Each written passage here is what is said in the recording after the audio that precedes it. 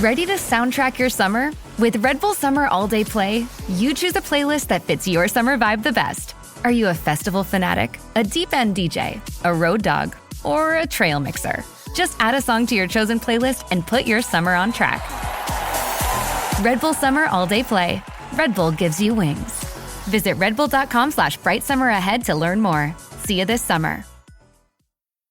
Carding in progress. Hello. Hi. Hello. Hi, Mr. Hawkins. Hello, you. How you doing?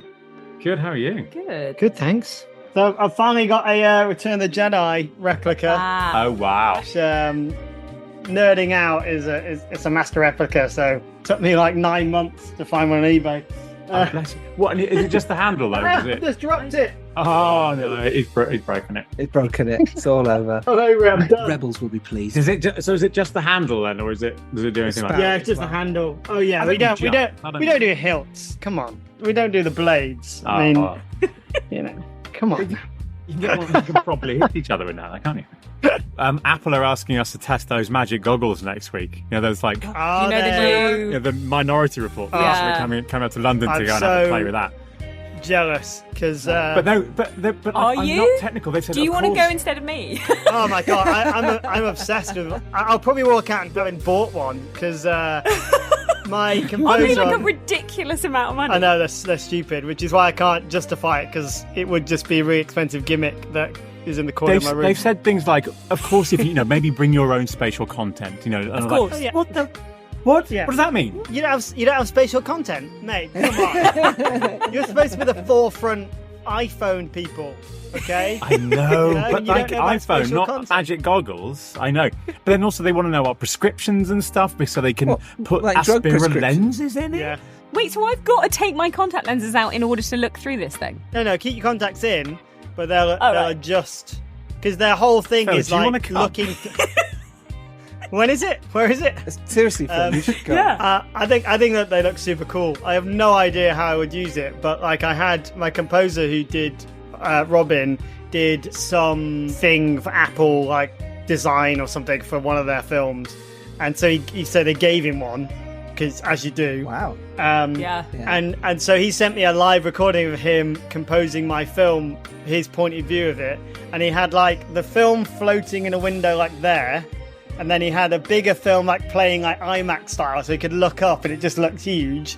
And then he was adjusting some volume just by like holding the air and doing this. And he was composing with the thing on and stuff. I mean, that's kind of And the freaky thing is that you don't even have to gesture; it knows what you're looking at, so you can actually it almost reads your mind. Like you can, it knows. Yeah. I'm going to point out that in 1984. Terminator, they said in 40 years' time they would have the technology to come kill us. That is now. That is now. Wow. That is This is how it now. begins, and we're part of it. I'm so sorry, people. So yeah. Anyway, No. That's expensive cool. toy for I don't know why you would use it, but Yeah. but it does look And cool. let you- wanna give us that. We'll let you know. Yeah. Yeah. Yeah. That's Although the Let us know on it. 360 version of Dagr would be interesting. Yeah. Do you know what? My friends did make movies or shorts on the 360 camera for a while. Did you see some of I those? remember that. Yeah. Yeah. A lot of fun. I Dagger would have been an interesting yeah, I version bought one of of that, those. wouldn't it? What was it called? Phil just bought one of those, by the No, way. yeah. Oh, I bought one of those. It was like 360 a camera. 360 camera. It's actually Just pretty bought it good. now. It's just sat Yeah. in a box. But I for a while on like my fledgling YouTube channel, I did some like 360 things where you could like spin around, and they're actually really quite Yeah. cool. Like I just put them on set were cool. and then filmed, and people could look around and stuff. Yeah, and so it's a bit like those, I don't know, on Facebook you get the Egyptian go to the pyramids and you can go in and look around. So that's a 360 camera, basically, that they've put So in. you can use these Apple things for that. That's fun. The Vision Pro, basically, the reason why it's different is like it's super high resolution, which is why they want to know your contacts, because the idea is that looking into it should be no different than real life. So, I yeah. don't like it. It's So, freaking me out. but, Not even but you know that. what's freaky? Is that when someone looks at you, they avatar your eyes onto the front of it. So, like, when you look at someone, it looks like you're looking back at them, and That's and nightmare even shit. weirder is that if we did something like this in the Vision Pro, you guys would appear as like avatars, like, hey, how you doing? And you'd be able to like point at things and go, come over here and stuff. It's mental. Like blue with a It's dragon. mental. There's something about it, right, that is kind of magical. If you could capture a film, or you are now entering a film, especially horror films, imagine that, and you're in that world, like properly, and it's an Insidious type movie, and you're in there, but it's a movie, it's a beginning, middle, and end. That would be different level. I got the Oculus. Yeah, And the Oculus the Oculus is has got it's a bit gamey, but it's a story-based kind of Star Wars thing, and it's kind of terrifying at times because Vader like storms straight up to you and he's like really imposing. It's like 3D sound and you're kind of trapped and it's quite, and all the lights go off and it's the sound design and lighting and stuff, and it's actually really cool. It's like really affecting. So yeah, there's a whole. I might be scared. I feel I feel like this is where Manchester's guys, Laser the next Quest. film's going to be on the Vision Pro, right? I'm not even joking. Yeah. Like, if you can wrangle a couple of Vision Pros, then I guess.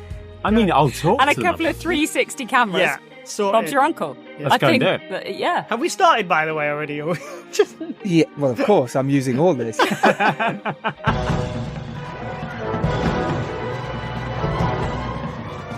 Well, anyway, ladies and gentlemen, welcome to the Filmmakers podcast. This is episode 392 of the Filmmakers podcast. So today on the show, as you've already heard, I've been joined by Phil Hawkins as my fellow host today. Hello, Phil. How are you, buddy? Hello, I'm very well, thank you. I'm good.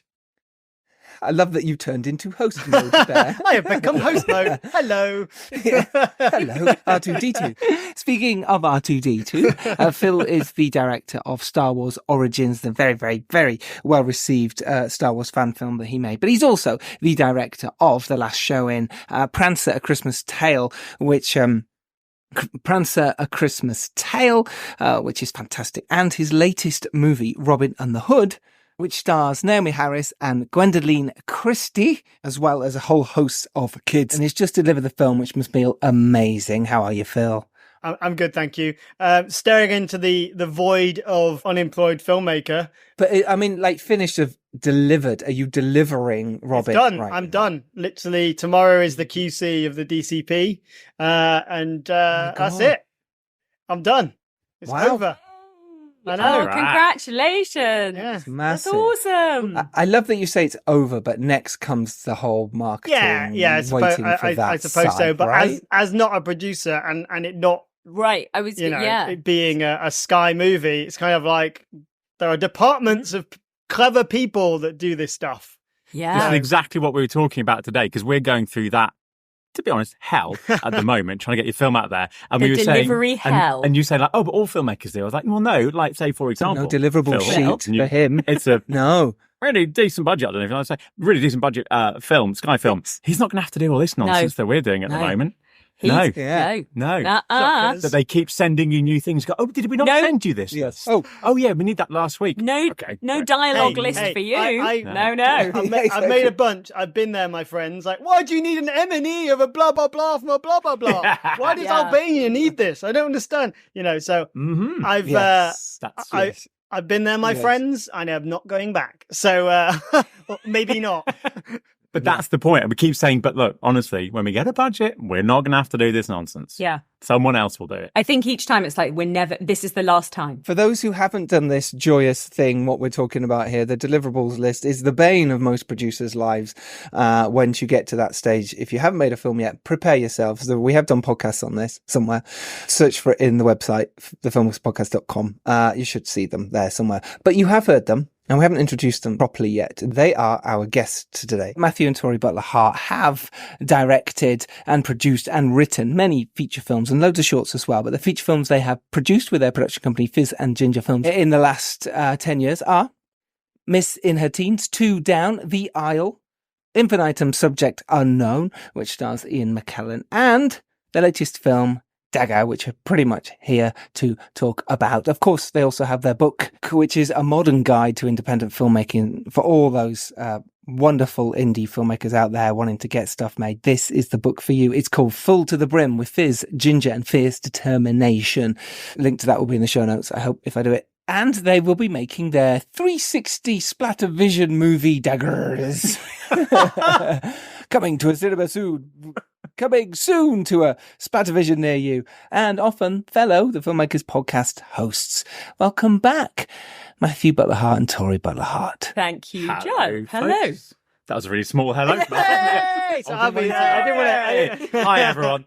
Thanks so much for having us back. Yeah. And we're here to talk about Dagr, which is out now. It is out now. Hey. It is out now. On what platforms can people watch this? So it is out now in America, Australia, New Zealand, Canada, as last week. And then this week now it's the UK and Ireland, and it's on your Skies, your Amazons, your Apples, your Rakutens, your Microsofts. All good booksellers everywhere. The Google place. Wherever you can buy, rent. Exactly. Yeah. Buy or rent. We're at the buy or rent stage. Buy or rent. Yeah, and all good Wherever or you get your evil movies. streamers, you are there, pretty much. Anyway, there'll be a link to that in the show notes, the website, and you really should watch this film. It's a joy. It's brilliant. It is found footage magic. The reviews have been coming in and smashing out amazing reviews. Amazing. Honestly, guys, I'm so happy for you. 90% Firstly, of them are congratulations for A, making a film, B, getting it out there, C, it being in cinemas. Yep. We'll get into all this probably. Yes, hopefully. And D, just to get those kind of like Empire Magazine and all these people that filmmakers would just fall over themselves to get a quote from or a review from, and you're just getting them in spades is and well deserved. I've seen the film twice. So very well deserved. And it's so I've it just gives me a warm fuzzy feeling when the kind of Filmmakers podcast alumni are making stuff, but also just good people making good stuff, right? It's just so cool. I always agree. I love that. You. I love seeing when people like go, oh, like we said this about when you're doing your Sky thing. I was like, I'm so your happy little that Sky you're thing. doing a Sky Yeah. thing. Yeah. I didn't say little I Sky did. thing. Did I? No, he didn't. I didn't say little. Okay, right. I didn't say that. Yeah, you're like, oh, great. Like nice people are doing good stuff. That's just so nice. It is. Isn't it? And you deserve it. It's amazing. Do go watch and support indie films. Let's dive into it. Let's dive into, how someone else could go and make a film like this. For one, let's talk about budgets. Let's talk about how it came about. Let's talk about the whole process behind it. Like you said, you hadn't made a found footage movie before, but you had shot on iPhones with Infinitum, subject unknown. Your movie before this, which is again fantastic, did fantastic well. Starred Ian McKellen. Brilliant. Let's talk about this one. Let's dive into the process behind it. Why do another film on iPhone for one? Why did you want to make this found footage movie? 2 questions in one. Go. Okay. The initial idea came about because we were chatting to our distributor, our American distributor from Infinitum, subject unknown.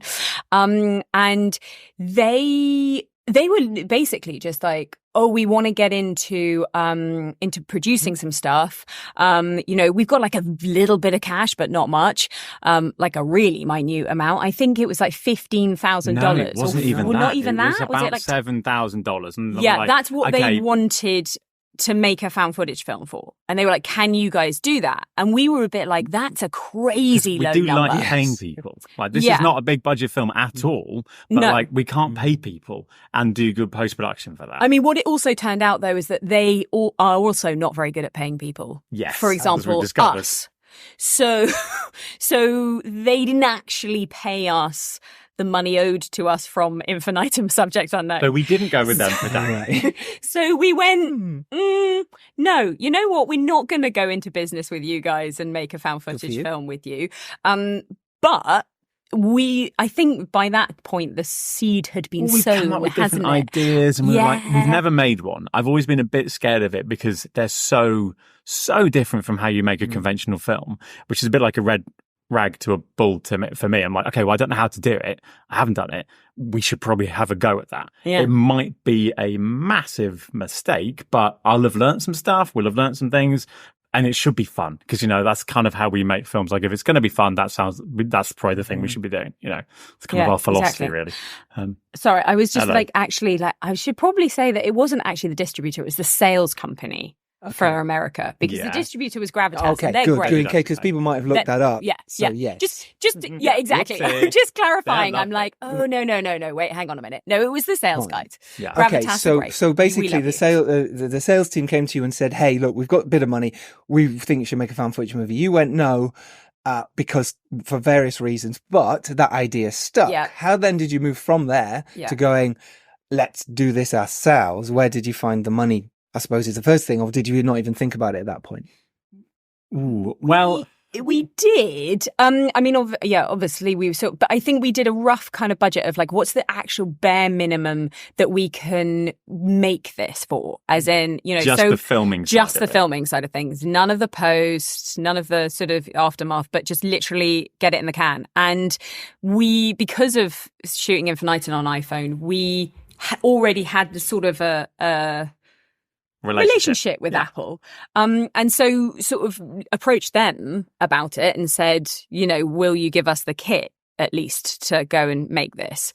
And so yeah, they didn't give us the money. They haven't got a lot at the moment. So no, they're a bit hard up. Apple or whatever platform it's called, Phil. Yeah, struggling with money. I'm sure. So no, that wasn't the idea, because also we were told though that like, there's certain rules to found footage, and one of them being that if you have too big a budget, the found footage people are like, that's not proper found footage. That's the reason why we didn't get Apple to give us the money. No, It was too. They were offering too like, much.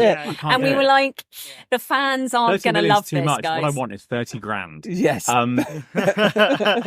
True thought. Well, it's not a true story. But yeah, no, but that's, I think maybe we did go a little small in the end. But compared to other found footage we discovered. But that's kind of, we went, okay, well, it needs to be, it needs to have that DIY feeling. So let's do it. Let's kind of go old school. It's our smallest budget yet, to be honest. Yeah, but I think also because it was just about timing as well. So we were like, we sort of just got to the point where like we want to make something. It's been a little. We got a bit itchy. Exactly. Yeah. It had been 3 years since we'd filmed Infinitum. Yeah, 2 since it had been released or something. So yeah, so we were a bit like we just got to make something. And so I think I went on Airbnb. Mm-hmm. I went on Airbnb, Yep. looked up large houses in Wales, and then sort of worked out, okay, well, because we'd had our rough, we'd done the pitch, so we had the rough kind of storyline and script. Right. So we knew like how many characters, and obviously the easiest way of saving money is can you house everyone in the same location, and use it for both accommodation and location. And so, yeah, it was literally like, okay, well, this is how many actors we've got. Maybe Graham will also be the first AD. That would be good. Mm-hmm. Yeah. So like basically asking our actors if they'll double up and do crew jobs as well. Mm-hmm. And then so I think it sort of got to the point where we're like, okay, cool. These are the houses that we can get that will sleep 12 people or whatever. And then whittled it down and basically just messaged them and said, "Hi, we'd like to shoot a film in your place. Is that all right?" And the guys from the house that we filmed at said, "Yeah, it's probably best to email us off Airbnb and then we'll discuss it." And so that's what we did basically. Yeah, but he gave us sort of he said, okay, well, my birthday's this weekend, so we're going to come and use the house there. And then it's the King's Coronation that weekend. So you've got 2 weeks. I went, okay, so we've now got kind of our time then. We've got... Yeah, that's our shoot schedule. And we also know when we're starting. We haven't written the script. We haven't got all the money. We haven't got the cast or the crew, but we know when we're starting. So it kind of gave us a bit of a... You're doing this or not? Because we also paid. We had to pay for the Airbnb. Yeah. That's the only bit of money we've got at this point. So we'll pay for the Airbnb and then we will make sure it happens. Yeah, because I think sometimes that is when you are working on this minute microscopic level of no budget. I think sometimes you can tie yourself in knots by just kind of going, oh yeah, but we just need this, and let's just get that. And actually, if you literally just go, this is the date, come hell or high water, we are filming something. It kind of makes you do it. It depends on the film, because obviously we couldn't do that with Drag Heist, for example. Because No. Which is your bigger budget. Decent budget. Comedy. As in if we went, we're actually although I'm saying that, we are having to tell actors when the dates are, and we haven't got any of those things. So I recant. I think it works on every level. It's that psychological thing of, because there's never enough. I say there's never enough money. There's never enough time. There's never, there's actors always, especially if you're playing the cast game, like to not read it for ages, and you don't want to move on because you don't want to lose that person, all that stuff. And when you've you either got a 2-week expensive holiday somewhere that, you probably wouldn't have holidayed, or you're going to make a movie, like you make a movie. Yeah. That's what I love about these 40-hour film challenges and all this stuff, because at the end of the 40 hours, you've got your movie and you had nothing beforehand, and now you've got something. And so it's brilliant that you're going, well, I know the location, I'm assuming that you did this. We're going to write it for the location, but also knowing that you're going to film it on iPhone, I suppose. Those are the ingredients you knew going in, right? Yeah. 100%. What I found really interesting was because on Subject Unknown, like that did not look like an iPhone film. I was really surprised that it was shot on iPhone, and you did an amazing job of making that just look like a inverted commas normal movie, right? And this time you kind of flipped it, and we know it's iPhone, and you're actually using it for a narrative device at times. Like it's like a film within a film, which is so clever. So could you talk a little bit about, because everyone's like, oh, get the idea, and, and then it grows and stuff. And you've gone, well, these are all practical things. These are the things we've got, and this is how we're going to tell our story. So can you talk a little bit about how those ideas came across? I mean, I think you're right, because when we often kind of do that, we kind of probably do things the wrong way around. We'll kind of have, like, say with the Isle many years ago, we had an island, and then we reverse engineered. Okay, so what could possibly be shot here? Same sort of thing with this one. Okay, we found footage. We got this house. It's iPhone. It kind of, the medium almost dictates how we do things. Okay, these are the restrictions. We've now got the parameters that we can build the story in. We already had a kernel of an idea of a story, which is how we could do a tiny budget. And that was kind of very much dictated to us by the rules,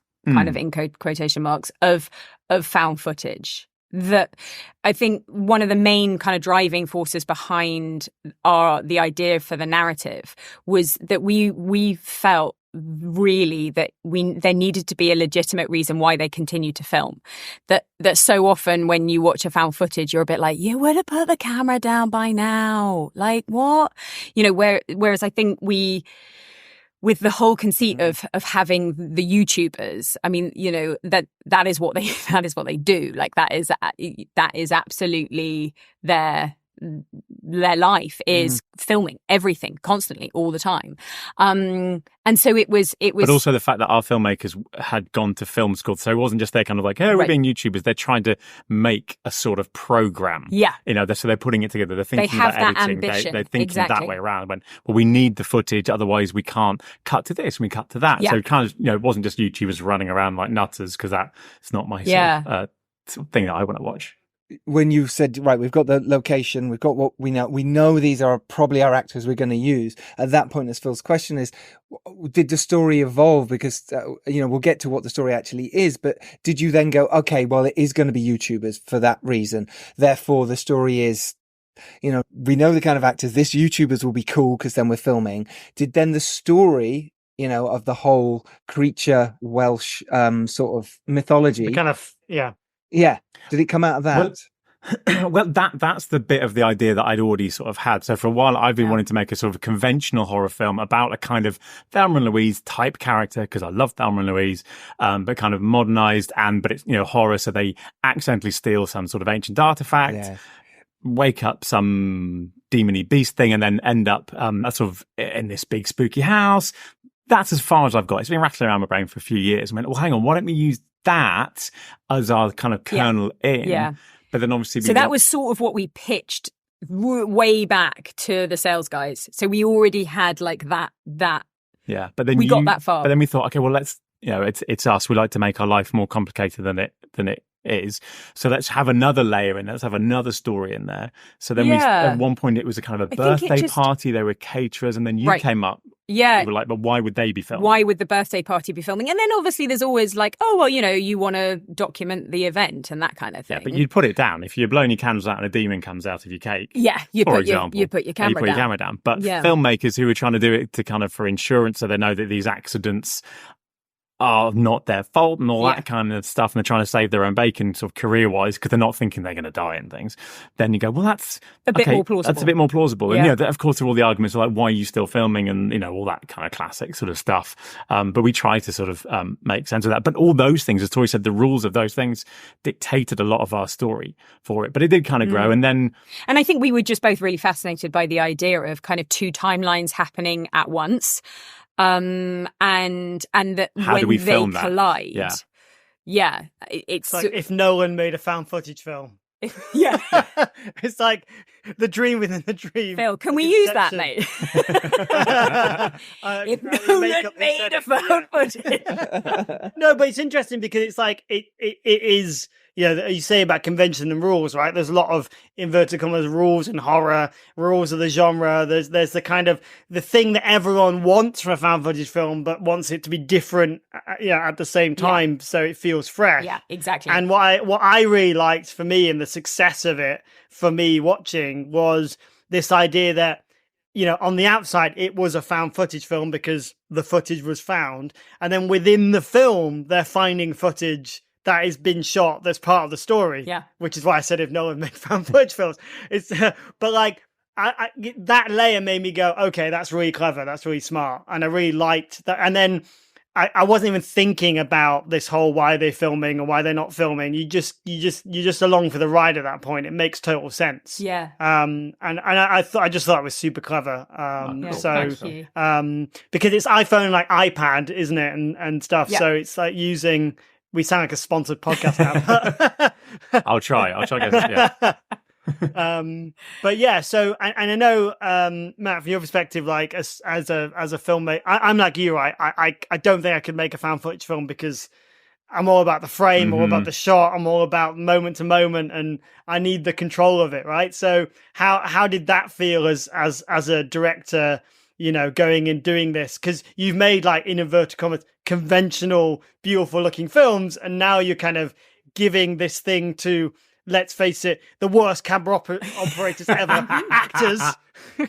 Oh, yes. Yeah. But like, how did that feel, like liberating that and just being like, okay, here you go? It did. I know you're spot on, because I'm so into my sort of visual storytelling, and every time a camera moves, it's telling a story. Every time an actor breathes or an eye moves, it's a new story. But then to go, look, here's your camera, see you in a couple of hours, and you just go, I hope that's going to come out. But because everyone knew that, I think that's why we built it into the characters. We have filmmakers doing a commercial. They know what they're doing technically. We've got YouTubers who, they're YouTubers, but as in they're filmmakers, they also know what they're doing. So we sort of built that into the character. So then I gave a sort of an essay on cinematography to the actors to go, look, you don't have to go crazy, but like, this is kind of, just think about these things. So when you're filming, you can think about negative framing. So if you're hiding behind a tree, you're looking this way, maybe there's some space over here to create a bit of tension and stuff. So they played a lot, which was great. So I was still able to sort of get some ideas of the visual sort of in there. And it's not, obviously there's a bit of shaky stuff at the end because we were told you have to have that because it's found footage. But on the whole, it's not, I don't think it's too typical of that sort of found footage. We still managed to find ways of making it look nice. At some points, they did too good a job. And then our DOP, Pete Wallington, was like, we have to do that again. And we've got to make it rougher because no one's going to believe this is real. Yeah.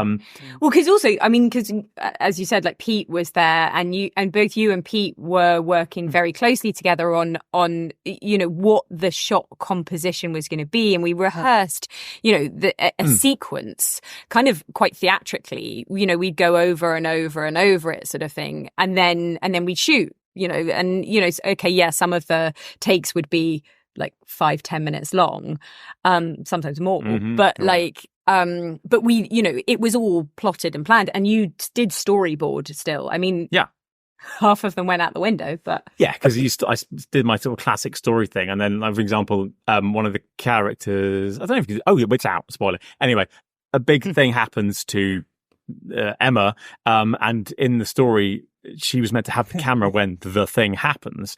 And then we kind of plotted through, because things kept changing the script, obviously, because we can't actually do that. We had an idea for a scare. We can't accomplish that in the time and the money we've got. Okay, let's think of something new. And then we kind of went, okay, by the time this character gets to where she's going, there is no way she is carrying a camera anymore. It's just too unreasonable to think a human would do that. Okay, so we need to scrap that, which means that my little shots of what happens gone. We got to really simplify it, rely on just 2 little kind of shots. Well, I think it was as early as when the incident happens, and because she, after that, we were like, why would she then pick up at the first? Well, also because we cranked her up. Went let's kind of balance her because of what Matt was doing and stuff. It was really fun though, because we were really collaborating with the cast. So every night we'd go through all the scenes of the next day, and we'd all work out stuff together. Because it was just, I mean, all filmmaking is, puzzles and putting all the pieces together. I've never found it as much as with the found footage though. Yeah, because it's constantly shifting. Because the narrative was really, really dictated by the performances as well, wasn't it? Yeah. Because I think until you're there in that situation,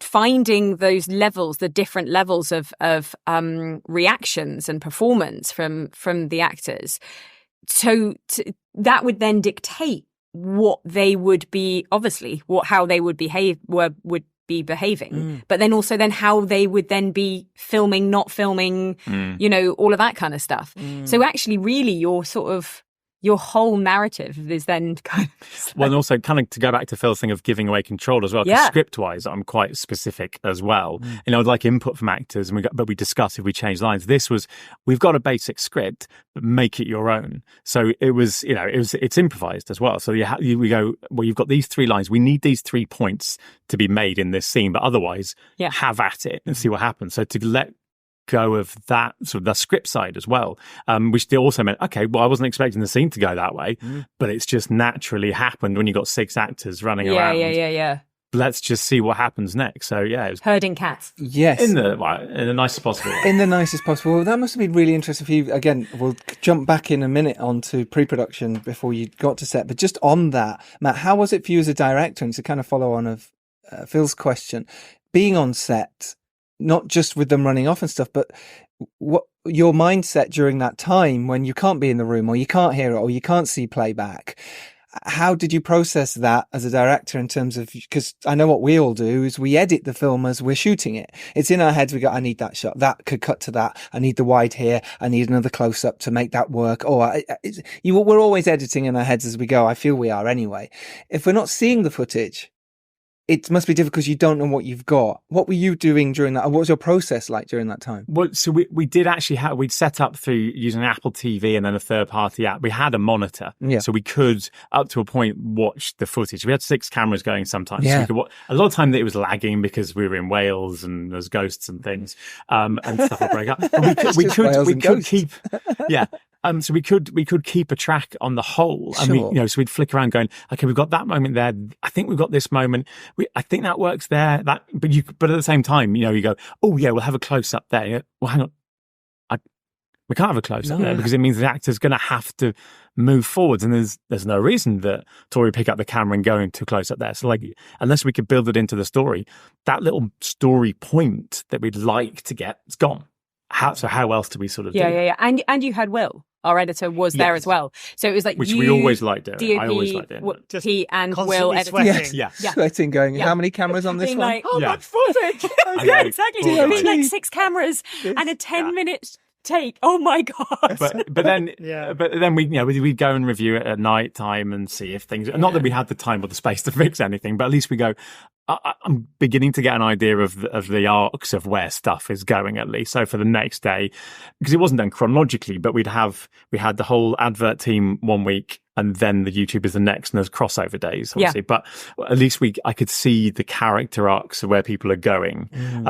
So I had a bit more of a grasp of that. But it was just, it was not how you normally think about. Not how you normally. So it's a lot of playback, but in terms of for other people who are thinking of doing that or might be making a found footage movie, directing wise, is it a case of you've just got to let them go with it and then hopefully you can look at playback? Yeah, I think I just approach we've only done this once with the found footage, but still approach it as if it's a conventional film. I don't see any other way of doing it.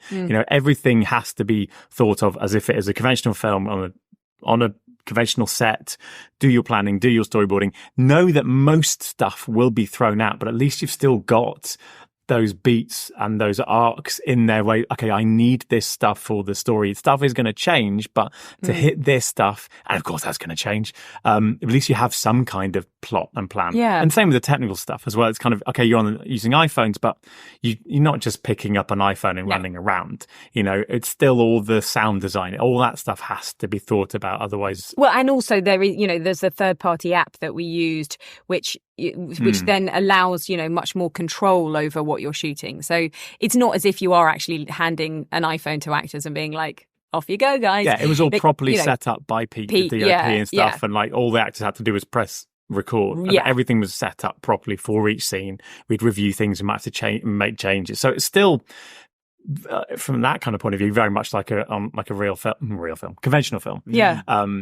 I think maybe just your shoot day shifts slightly in that you obviously need to not allow for so much setup time because you're not setting up loads of lights and and actually it was preset. The lighting was all preset, so it's 360 because it needs to be because you don't know where the camera's going to be. Those magic bulbs and things hidden around. Same with microphones, and then you just. But you just allow for a lot more rehearsal time.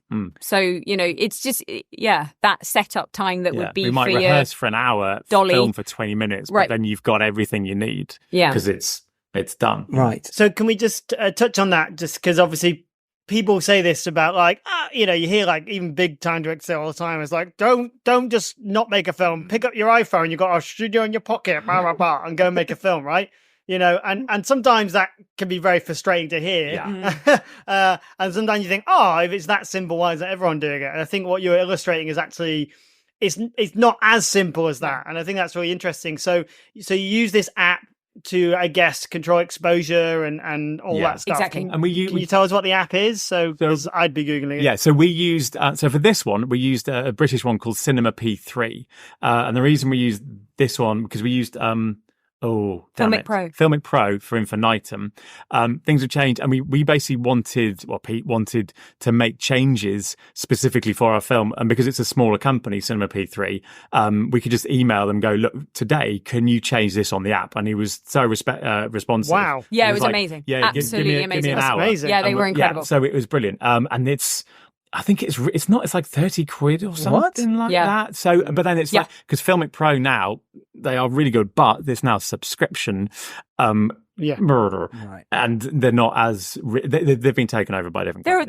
They're a much bigger company. But and it's still a fantastic app. And it will, both of them are kind of game changers for giving phone control. shooting. Yeah. It's why, so like Infinitum, it was shown in American cinemas and they didn't know it was shot on an iPhone because they didn't want to tell them that because it wouldn't make as much money. But, you can do that, but we still have to use like ND filters, because of the lights. So it's not just the phone, right? You've got in like a harness, have you got an extra lens on it? Are you using filters? Like,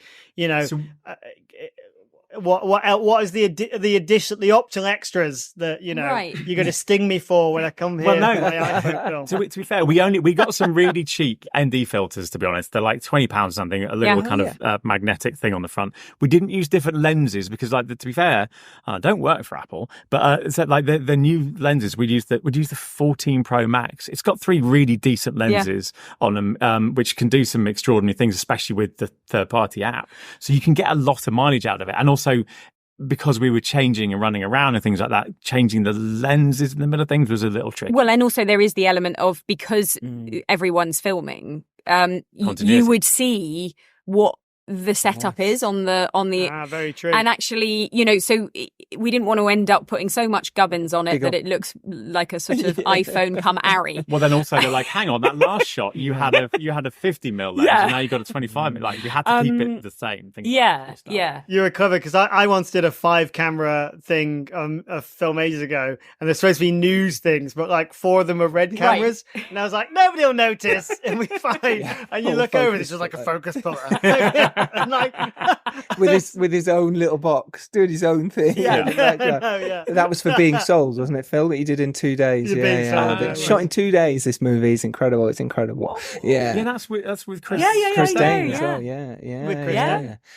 So let's just carry on talking about the camera techie geeky stuff, because it is actually really important. Because Phil's exactly right. People do say you've got a phone in your pocket, you can shoot, and you absolutely can shoot on what is in your pocket. However, to make films as good as you guys have done, it's really important to have these accessories. And the fact that you're saying that, Cinema P3 is 30 quid and they were at the end of a telephone. I might be. I mean, this was last year. All right, but let's inflation. It's not a lot. 100 at the most. Still, that's worth it, right? By the way, let's see if we can get sponsored from them. I'll give you his email. It's a nice feed. But that sounds, those type of things are so important for people to know, to say, well, actually, we can do that, but these little extras make the film better. What else? It's the sound. The sound for me, it sounds like bad sound for me can kill a really good film anyway. Yeah. So we've always, right from the beginning, so we make sure everyone's mic'd up. We had hidden mics. We had backups of things. We were always checking the sound. Yeah. So that was a dialogue. But then we, as we've always done with us, and it's really, really tedious, and we're not huge fans of it anymore, it's Foley. We take out every sound in the film, every little chair squeak, rustle of whatever, we take it all out. I mean, a lot of it these days, you've got great libraries, so a lot of it is electronic, like footsteps, all that kind of stuff. Yeah. But then, Tori and I were having to, bang doors, rustle things, and send everything over to Will, the editor, checks, does it work? Everything was, no one will ever notice any of that stuff, but they will notice if it's bad. Yeah. And you're just going to be, even if it's subconsciously, like, this is shit. Especially in a horror. Yeah. Totally. Yeah, and you can't control it. We wanted to control things. We wanted to go, okay, there's no birds now. Or no, then this is when we bring this in. You can't have any extraneous stuff that you can't control. That's incredible. And you guys did that yourselves after in the middle of the edit, and then you did the Foley. You pretty much did all the Foley for the film. Yeah. We did about 40%. Will did. Will did a lot. Our editor, who also did our sound mix, yes, he's great. And design. Will Honeyball's amazing. The legend. Yeah.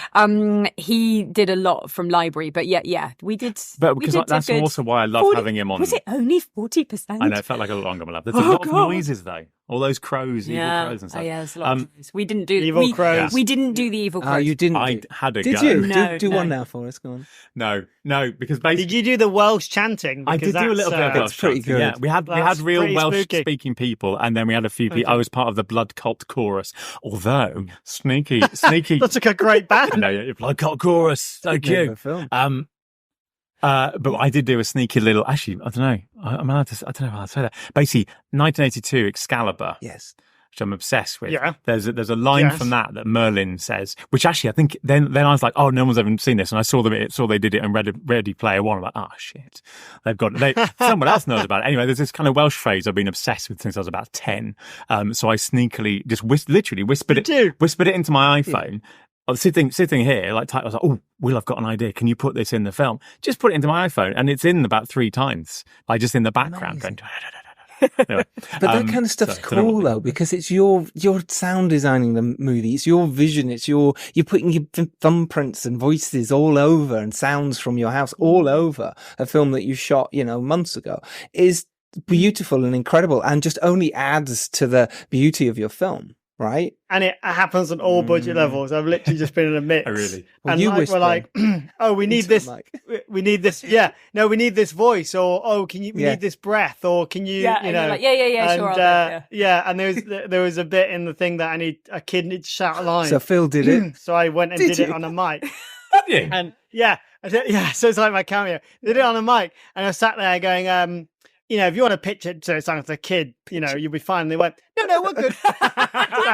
You sound great. You just did it. Damn it. No. You actually do sound like a 12-year-old. Give us the line, Phil. Can you give us the line? Yeah, which character is it? We'll look out for it. It was someone shouting, missed me.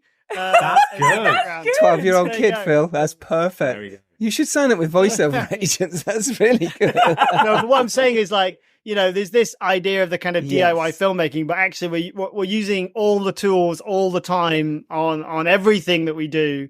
And it's just fun that like it still comes down to someone with a mic in a room doing something that the film Well, they do it on, needs. like Phil says, you do it on so many movies. Big movies like Jason Statham doesn't breathe at the right time in a film. Someone's in a booth. Usually the sound recordist or person just go, you know what I mean? And they add it in. Exactly. I've done it on most of the films, and people just do this. It is normal, everyone. If you haven't done this before, don't worry. It's fine.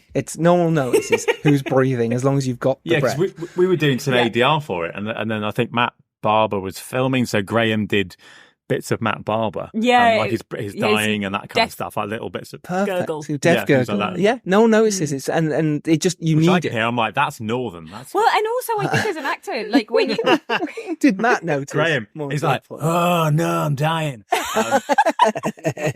And Matt's Downton Abbey. Oh, yeah, I'm dying. Yes, I know, I'm actually dying. But also screams and stuff like that. Like as an actor, you don't know. Like if Riz really struggled to scream. Yeah. She's like, I don't think I can do that. Yeah, it's really hard. Just so people are aware, we haven't named the cast yet, but the leads are Riz Moritz and Ellie Duckles, alongside Tori Butler Hart herself, who plays a fantastic role in it of Tori. Matt Barber is in it. Emma King. Graham, we've mentioned, is Graham Butler, which is Matthew's brother and Tori's brother-in-law.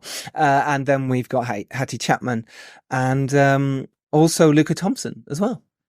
Yeah. Yes, he's the professor. So he sort of turns up because we're obviously in the found footage. Within the found footage, we've got another bit of found footage. Yes, you have. You've got a third. I told you, Which is my slight nod to kind of Evil Dead. But like when they go and find the tapes, so they go and find like the videotape. I mean, we could have. I think it would be fun to do a prequel and then all of that. Well, I want to do a conventional version of this, to be honest. But you could do this as the 360 goggle version that we're talking about. The immersive Goggle vision from the monsters POV. This is the monsters. Oh. He's okay, nice. Right? Just in the shadows. Yeah, just hello. Yeah. Does he speak? Is that how he speaks? Hello, I'm a monster. Chills down my spine. It's just perfect. This is terrifying. This is terrifying. Did you? And this like a tone question, guys. Tone question. Did you know or think it was going to be funny at times? Or were you like trying to, because obviously, I know what, side question as well, because Tori, you're not only having an emotional performance and you're filming yourself, and you're producing and all this stuff. It's like so many different hats. And I want to get in a question about how do you stay kind of objective, about what you're doing. Obviously playing it straight and it's scary and emotional and stuff, but a lot of great horror has comedic release, and obviously, your amazing leads are great bants with each other and they have wonderful comic timing. Did you, Matt, Tori, did you know that going in that you wanted it to be light at times? Because I saw it twice, right? I saw it at home by myself, which is a very different experience to sat in a cinema watching it with an audience with people laughing and jumping, and it was a great communal experience kind of watching it in that way. So tone wise, is that something you were looking for? Is it something that came out in the edit? We did. I mean, because the original script, like it is meant to be silly. Like the whole point was we're not massive. Like we don't like arms and legs. But it's not a spoof. It's not a spoof. No, we didn't want to take the Mickey. We do quite like making things that sort of slightly fuck with people. Yeah, like blur the lines. Like like 1 minute it's funny, and then she's falling out the window. Is that funny? And then is that meant to be funny? Then she's blowing her eyes. To kind of like which people kind of responding sort of pretty well to, which is nice. And because a lot of the sort of films for us, especially found footage things, if they just go straight into all the horror-y bits, I'm like, well, I don't really care about these people. Yeah. So like, we've got to make people care about. That's for me. Whether you like them or you don't like them, at least there's some sort of like I'd rather people kind of cared about the actors and then some of the scares being Brits. Like fine, but I care about the people. Like that's you're going to remember that. To be honest, I'm not an arms and legs coming off kind of guy. So that's always, as a director, that's my focus, is like it's got to be the characters. Obviously you both directors, this. So that was and we always wanted to play around with silliness. Not only are you performing and acting, but you're also filming, so you've got to have half of your brain sort of on that as well, and the framing and that kind of thing, and so that was a lot to ask of a very young actor that didn't have much experience in front of the camera. And so that sort of led us to, well, actually, let's go a little bit older with the casting who can play younger. And I'd done a job in Belgium where Ellie actually played my daughter and Riz was Ellie's friend. And so we, and I remembered them. And how dare they cast you as a mother? She was like a goddess. Podcast, like a goddess mother who's kind of like immortal. Okay, fine. Yeah, can make lightning come out of the sky and stuff. Thanks, Matt, for clarifying. But, don't worry, Matt, I did it for you, okay? But they were both awesome. And so I contacted them separately and said, you know, would you guys be up for this? Would you be interested? And I said, you know, do you remember one another? And they were like, oh yeah, no, we kept in touch. And so actually it was just really fortuitous that they were still mates and sort of got together and hung out a bit more and talked about the characters. And they both lived with people who were early 20s. Like, we wanted it to be funny, but like we don't want to go too far, so we don't want it to be a spoof. Definitely don't want it to be a spoof. Yeah. But I mean, footage wise, we have so many different versions of everything. In the edit, we could make a fully straight version, or we could make a ridiculous romp all the way through as well. So it was a lot of it was in the edit. Yeah. You know, and that's when we were like, okay, I mean, every film you never really know what you've got. But then with this stuff, you're like, oof, okay, we've got a lot of footage to go through. Let's properly piece this together and play with that tone. And, you know, we could have balanced one way or the other. But then, as Tori said, we like to play around. So people think it's this, and then it becomes that, and then, oh, but is it this? Like, And Tori, how do you find it? I know you've done it a few times in your films, but how do you find yourself like watching yourself in the edit with the producer hat on, going like, well, that's terrible. Who hired that person? Or, wow, I think she's great in this. Or like, no, Phil, can you totally, I can categorically say that never happens. Never have I watched myself and gone, the terrible Jesus, one. I'm good. I love this version of you Imagine as if you the did. commercials Oh director, my. by the way.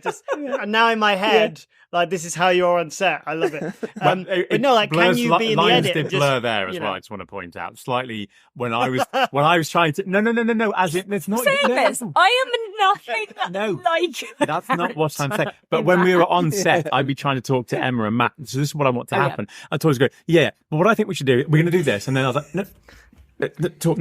Okay, cool. But for your perspective, with your camera is but the actual film bit, which is over here, I need this. Oh, okay, fine. Took a few days to realise not actually in the direction. Getting back in your lane. That's what I mean about the I line. see. I'm not actually directing directing. this. Okay, yeah. But do you have any tips, like in the edit and stuff? Do you have any tips? Because you hear all the time people act in things and make things and get out there and do stuff, which is great, but it's still really difficult to watch yourself. And edit yourself and have that objectivity for the audience. Things like, I think that's, how do you find it? Just nailed it. Like, I think that's the thing. You've just got to be objective.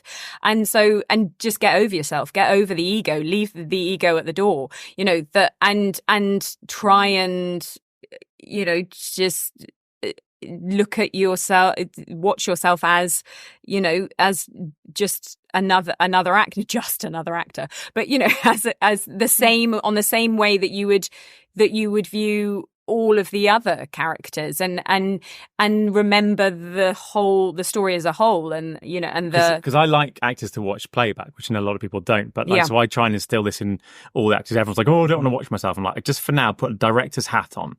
Just what would you need this person to do to tell this story a little bit, maybe a little bit clearer, or maybe you want to hide something. Like, think of it like that point of view, and you quite quickly can get over. You can. Oh, that's me. You go, okay, what does that actor and you need? learn so much as an actor from watching yourself. I was going to say, has it taught you to become a better actor? Because now you see in the edit all of your takes, every single one that most actors don't ever see. Never. Yeah, no, I mean, pretty much, yeah. And I think a lot of the actors on this did.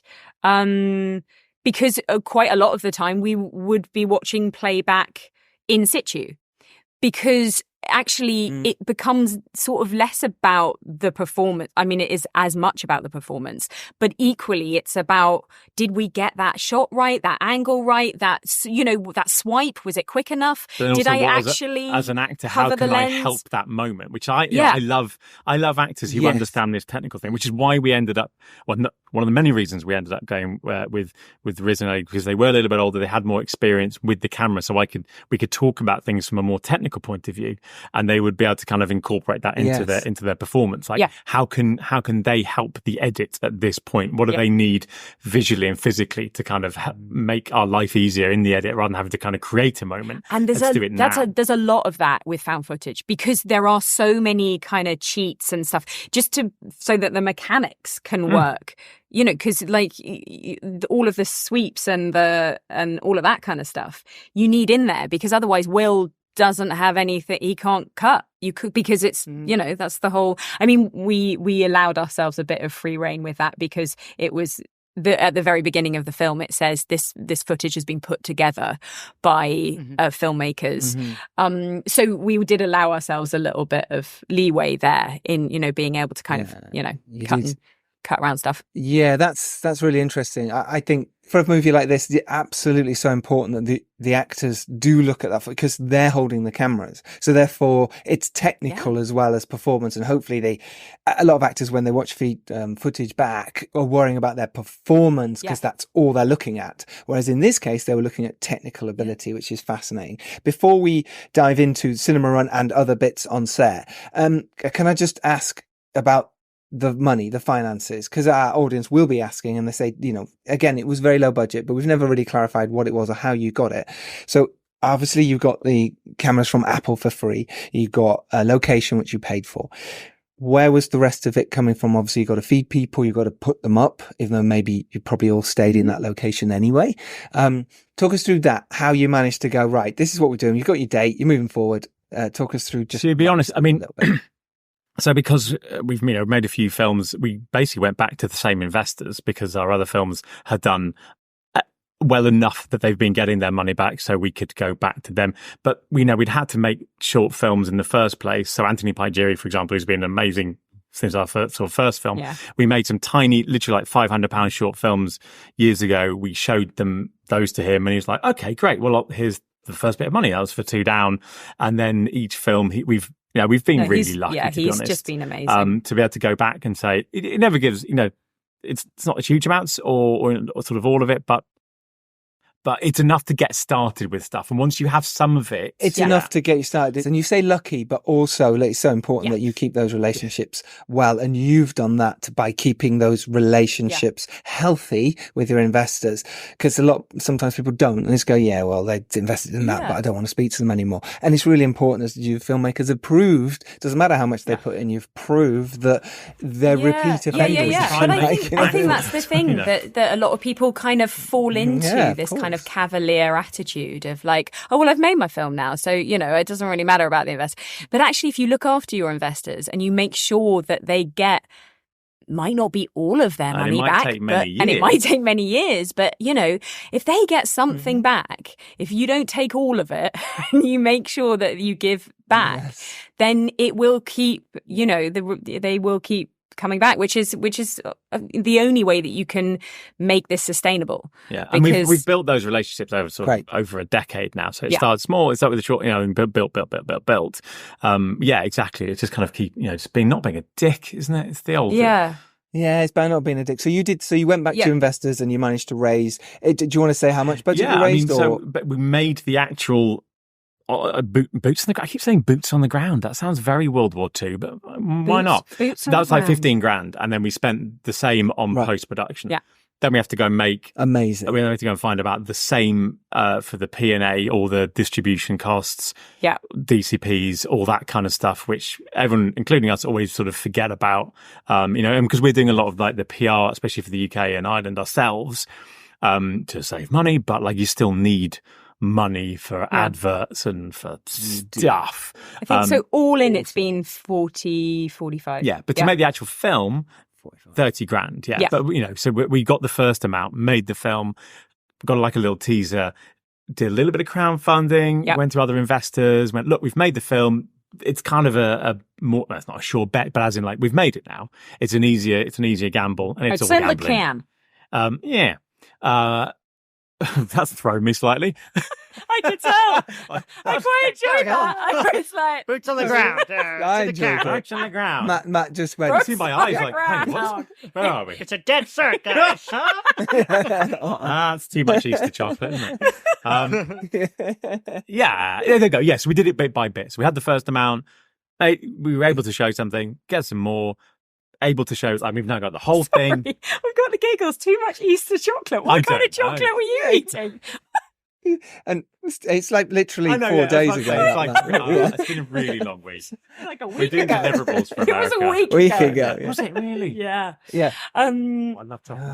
But deliverables, yeah, and all that stuff. And DCP, for those that don't know, is literally does it mean digital cinema package, which is basically basically your film on a hard drive. So it would be, in the old days, it would be what you would give to a cinema as a reel of the film, or in 5 reels. Now you can just it can only be played on a cinema. Yeah. So it's not, you can't just shove your film onto a hard drive. Or even more brilliantly, you don't even have hard drives anymore. That it's really just threw a me. digital. Just give it to the Landsat people digital and they just version. do it. Still got to pay as much. Pay them.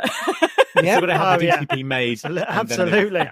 of course. And then quad posters and then Yeah. postage. It's all these little tiny things. You're like, wow, we've just spent a load of money there. yeah. Yeah. So with that cost, then, I mean, do you actually think? Because you think it's cheaper in inverted commas to make a iPhone film, but is it really when you think about it? Because there's certain costs that are the same, right? Yeah. So Yeah. But you haven't got as many crew for a start. You haven't got the don't have huge, as many if crew. we were using a lovely Arri Alexa, one, it needs a lot more people. And don't get me wrong, I love Arri and would love to play with one of those again.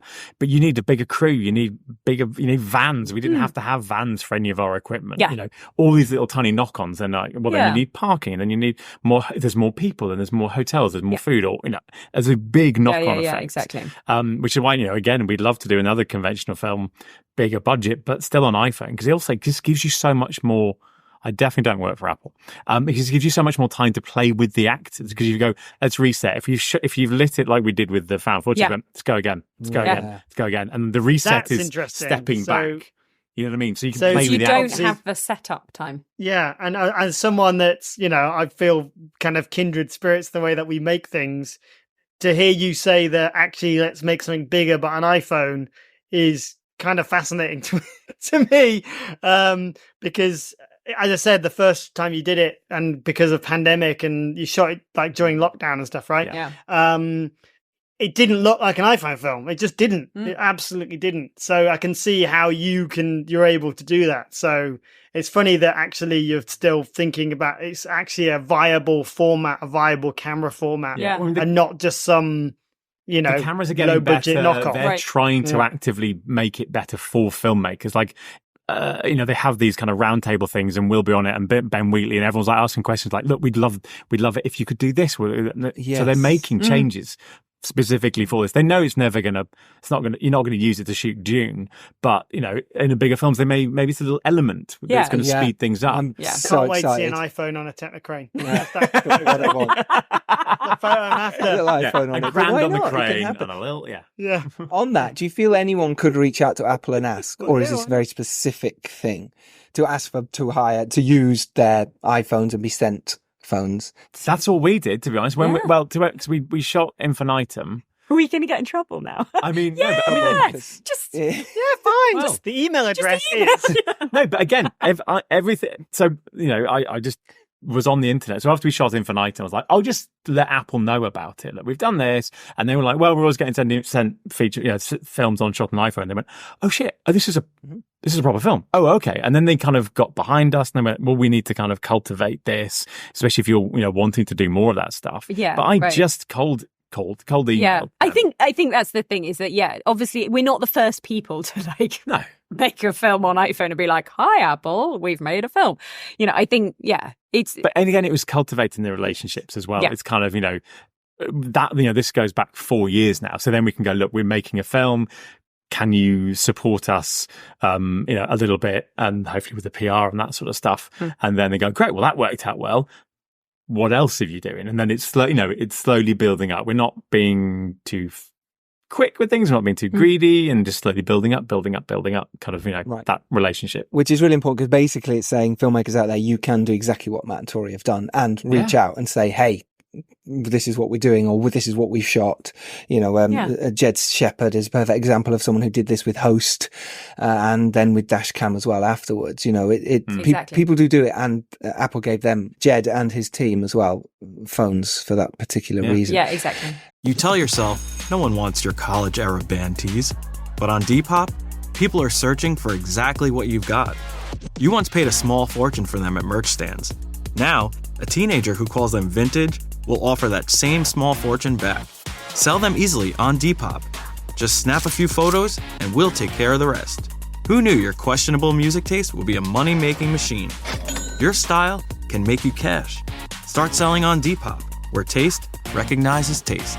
Let's talk about Cinema Run before we dive back into tips and tricks of making a found footage. Look, it's just so impressive for anyone to get a movie in the cinema these days.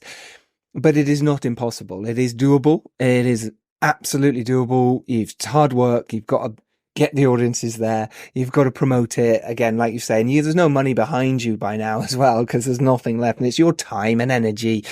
It's very difficult. But what a Cinema Run does is do nothing but brilliant publicity for your film that you cannot buy. You cannot buy that publicity. Talk us through the process for you guys, because you did it with Infinitum as well as all your other films, Two Down and The Isle. No, The Isle, because Infinitum was locked down because we were meant to be, and then they shut it all back down again just as we were meant to be doing cinema. Because I did. So it did American. So it did cinema. America. That was nothing to do. But with it didn't do UK in the end. Yeah, it was meant to. But we did it for The Isle.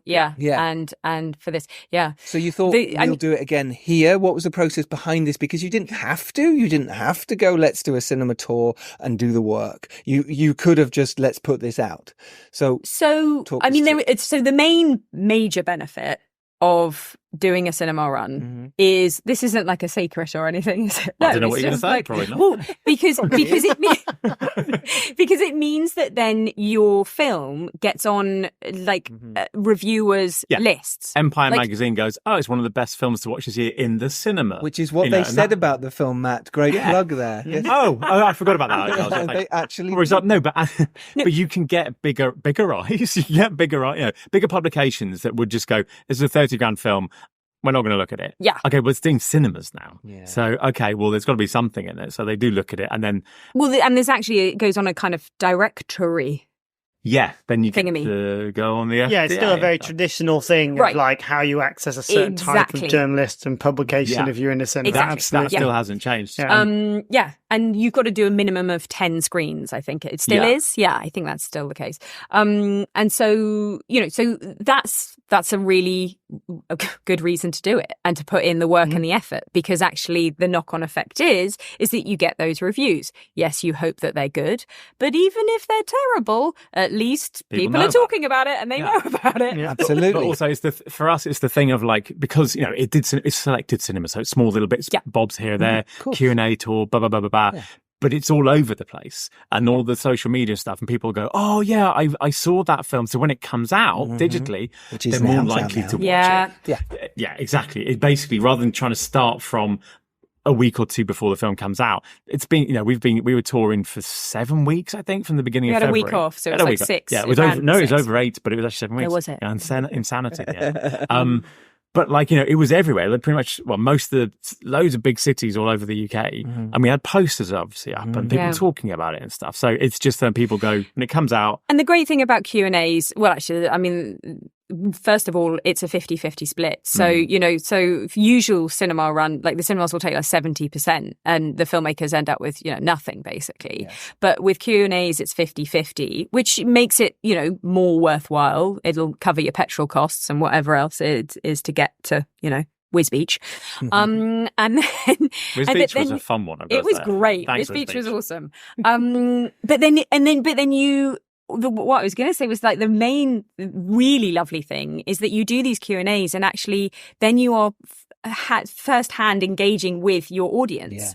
And you get to feel a feedback of what they think of the film, and and those are the people who are going to support you and who are going to support your film, and yeah, if they like it and they've seen it in the cinema and they've met you, you've got fans of the film who will, when it comes out, go, I saw this, you've got to watch it. It's better than any kind of advertising we can do, realistically. Yeah. Word of mouth is always the best. You can't beat it. You cannot beat it. They will be the ones who write on Amazon, on IMDb. And again, please, people who are listening to this now, if you've seen the film, and I really urge you to watch the film if you haven't after this, is do go on Amazon Prime and do go on IMDb and just rate it. It makes such a difference. Write something cool if you've got the time, but honestly, it makes such a difference for the filmmakers, for other people seeing it. But for what you're saying there is people who do turn up at the cinemas, they will go and do that because they've met you.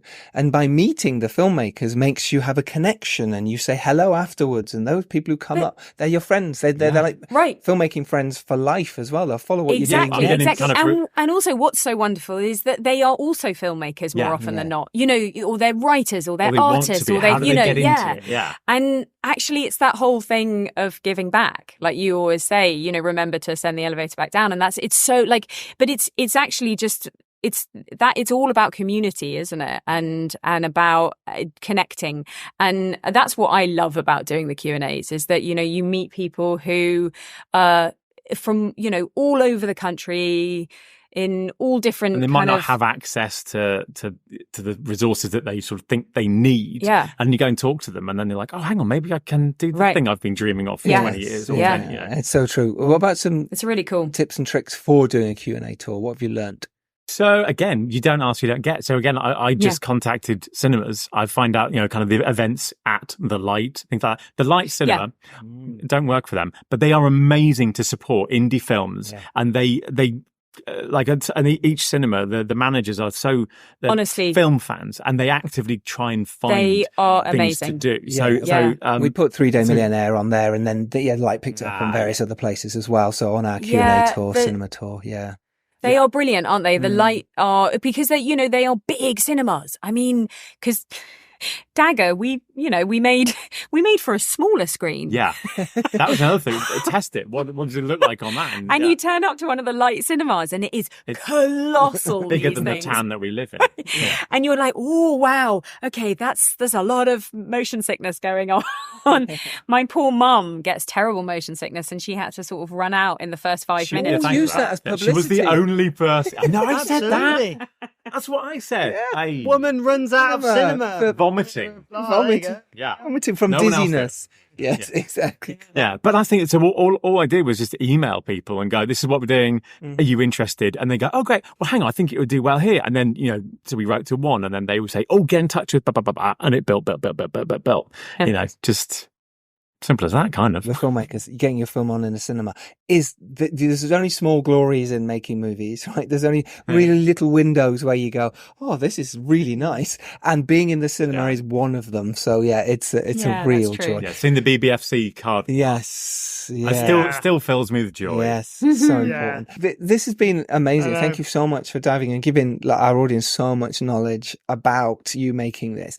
What else? Is there anything else we haven't touched on from you guys that you go, yeah, that was really important? I'd love people to take away this tip as a filmmaker out there. It doesn't have to be on found footage, but some things you've learnt from making Dagr.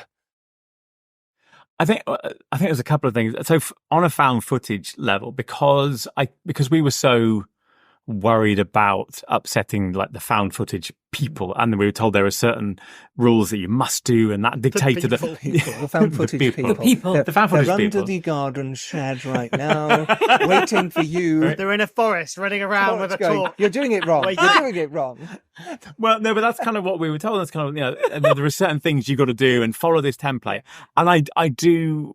And it dictated the story, dictated a lot of stuff. And I think it did well for us up to a point. I do wish we had been a bit more flexible with things and gone, fuck it, we'll just try this as well. Yeah. There's some things that we kind of we were told we need to do this at this point in a found footage film. Otherwise, the Reddit guys would tear us to pieces, for example. And that dictated things. And maybe that doesn't quite fit us sometimes. I think sometimes we are usually a bit more weird or experimental. And I think sometimes we went against our instincts because we were trying to stick to kind of a template, which worked for us a lot of it. But I still think there's some things in there that I wouldn't could have pushed the boundaries a bit. Or just gone, more. Fuck it, what we would do is this. And I think go with that instinct. You know? You only get to kind of make that film sort of once.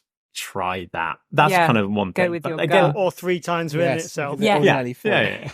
That's great. But I mean, you only know that by hindsight. Yeah. But I think, go because it's such an instinctual process, found footage anyway. You kind of go, let's try. Okay, that worked. Let's try this. I wish we delved more into that, even story wise. I think I was a little bit scared about things, and you can't worry about what other people think at the end of the day, because it's impossible to please everyone. You can only do, you can only make the film that you want to see. So there's some, I love watching it. I genuinely think it's a fun film. There's still some bits I'm like, we fell down a certain trap because we were kind of led that way. Yeah. And I wish we'd just gone, bollocks to that. Let's try this. Got you. Be a bit more fizz and ginger about it. I think. Yeah, I like that. Yeah, I still think you pushed it though. I think you've elevated it hugely, and it was refreshing for me. In that way, it definitely felt. I'm joking about the whole Inception version of it, but generally for that's what really made it interesting for me. I was like, oh, this is a cool idea. This is a cool concept that I haven't seen before.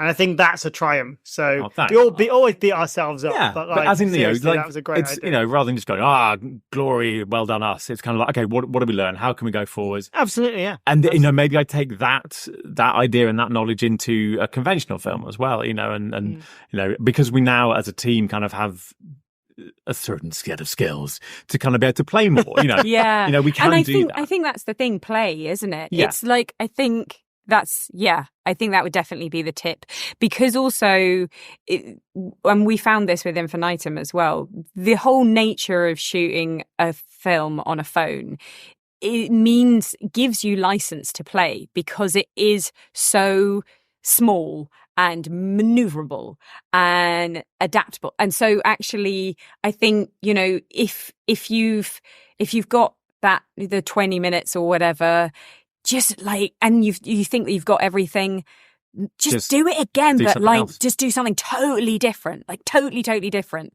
Which I'd like to bring that into conventional films, as well, like whether it's found footage or iPhone or not. But and I've always been a little bit reticent with actors as well to go, fuck it, just try something else. But this time I was like, I'm not going to give you notes. My only note is do something different, which I've never done because it's a bit of a wanky note. But at the same time, every actor rose to the occasion and they did something which was unexpected. And I'm like, great. I would never have thought of that. Let's just go for it. Yeah, because I think as a producer, like, if you sort of wrap kind of 10-20 minutes earlier and you're like, whoa, great, all the crew's going to be really happy about this.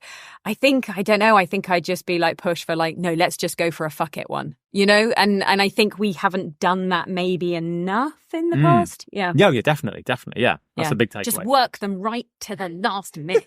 but not a minute over. Yes, exactly. Because then you've got to pay. Love it. Listen, you guys are amazing. Congratulations again. Dagr's absolutely fantastic.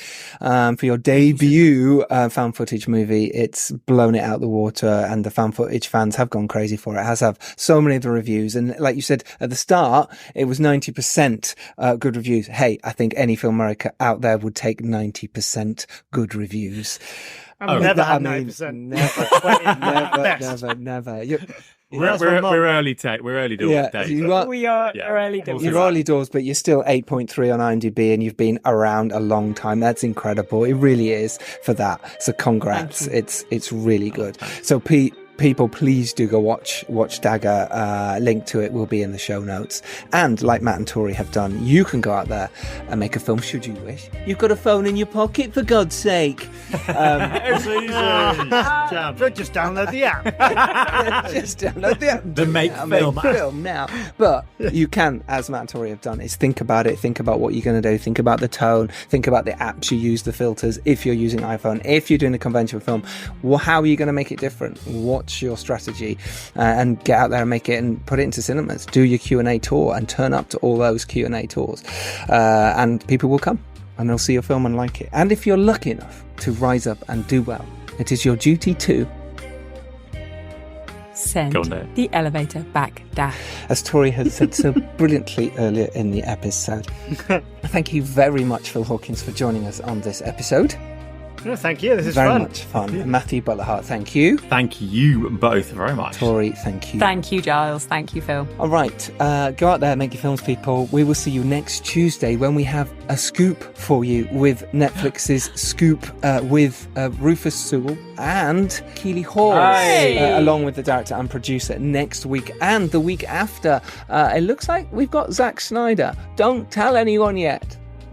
But yes, it looks like we're recording with him next week. Might all fall apart, you know what it's like. But Zack Snyder. That's awesome. So, That's fun. Thanks for squeezing us in. Yeah.